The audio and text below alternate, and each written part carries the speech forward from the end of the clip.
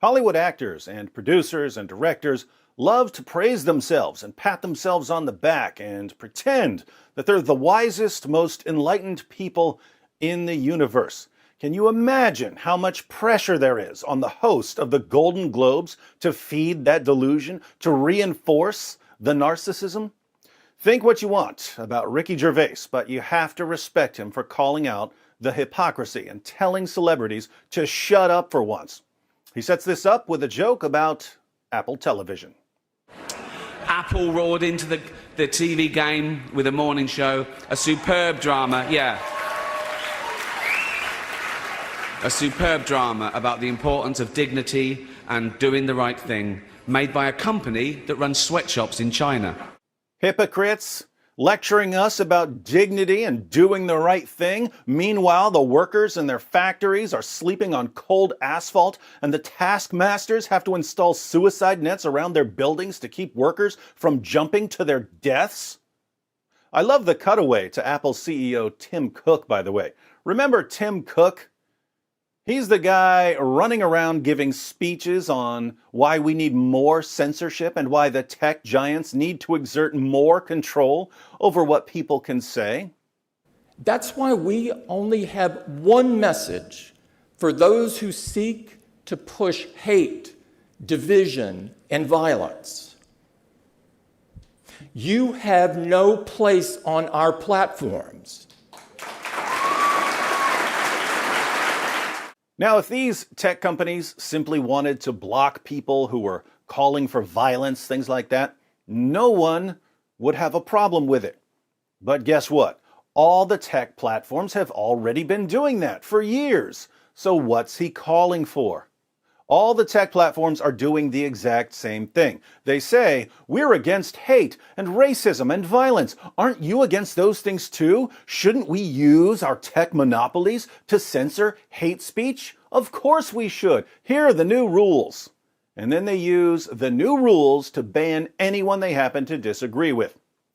Dear Tim Cook, there is no connection whatsoever between you knowing how to build gadgets and you knowing who should be silenced. So, make my phone, make my iPad, make my laptop, and shut your mouth. Back to Ricky exposing the hypocrisy. Well, you say you're woke, but the companies you work for, I mean, unbelievable. Apple, Amazon, Disney. If ISIS started a streaming service, you'd call your agent, wouldn't you? Of course they would. And not only would they call their agents, they'd rush to Twitter to brag about how open-minded they are for streaming to the Muslim world and how Islamophobic people are for not wanting to join the ISIS streaming network. Bunch of losers. So, if you do win an award tonight, don't use it as a platform to make a political speech, right? You're in no position to lecture the public about anything. You know nothing about the real world. Bravo, sir. Bravo. They know nothing about the real world. They live in a Hollywood bubble. But they think that because they pretend to be other people for a living, they're somehow qualified to tell the rest of us what to think and what to say. That room is filled with the biggest bunch of delusional egomaniacs the world has ever seen. Take it home, Ricky. Most of you spent less time in school than Greta Thunberg. So, if you win, right, come up, accept your little award, thank your agent and your God, and so... It must have been very, very awkward to come up to the podium after that and give a political speech. But that didn't stop these deranged actors and actresses from doing it.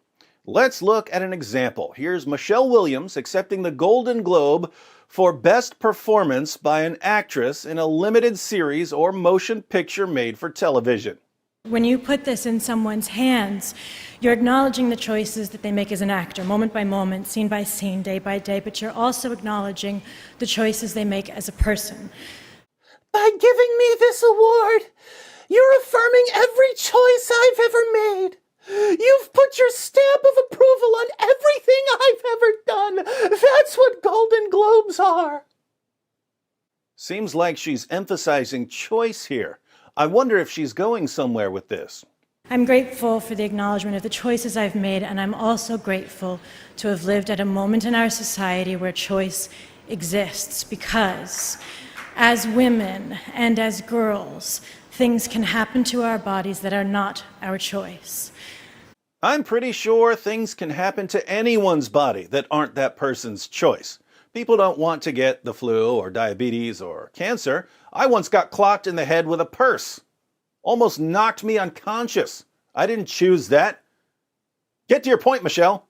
I've tried my very best to live a life of my own making, not just a series of events that happened to me, but one that I could stand back and look at and recognize my handwriting all over, sometimes messy and scrawling, sometimes careful and precise, but one that I had carved with my own hand, and I wouldn't have been able to do this without employing a woman's right to choose.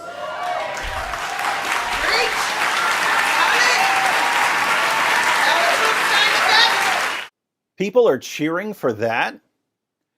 Even if you're pro-choice, you should also be pro not being an idiot. Did you hear what she just said?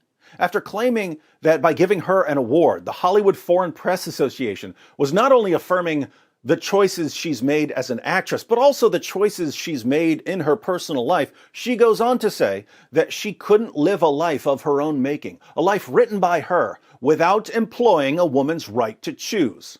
And the entire room broke into applause. Seriously? You can't have a life of your own making without having the ability to kill a baby? Without being able to kill a baby, your life is being written by someone else? So prior to Roe versus Wade, women couldn't live lives of their own making?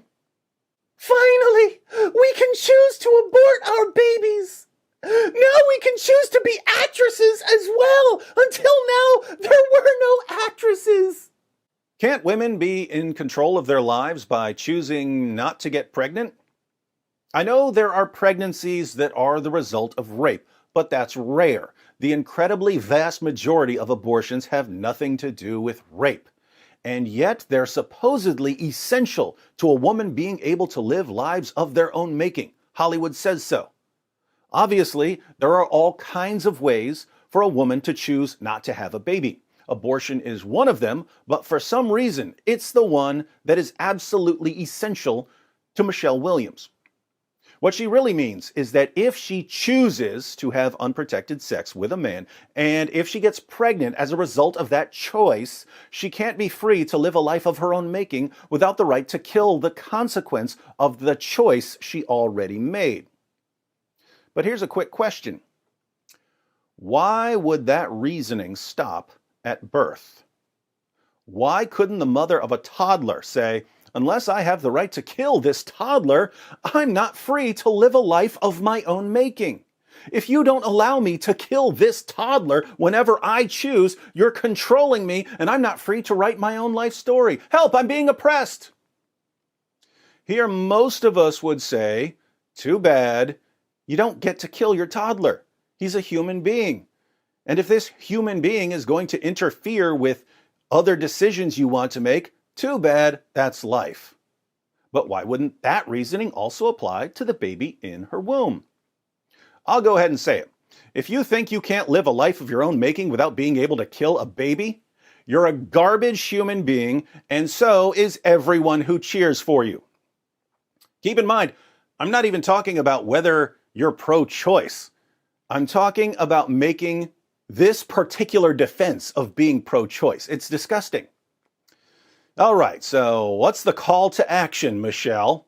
Women 18 to 118, when it is time to vote, please do so in your own self-interest. It's what men have been doing for years. Look at this idiot crying.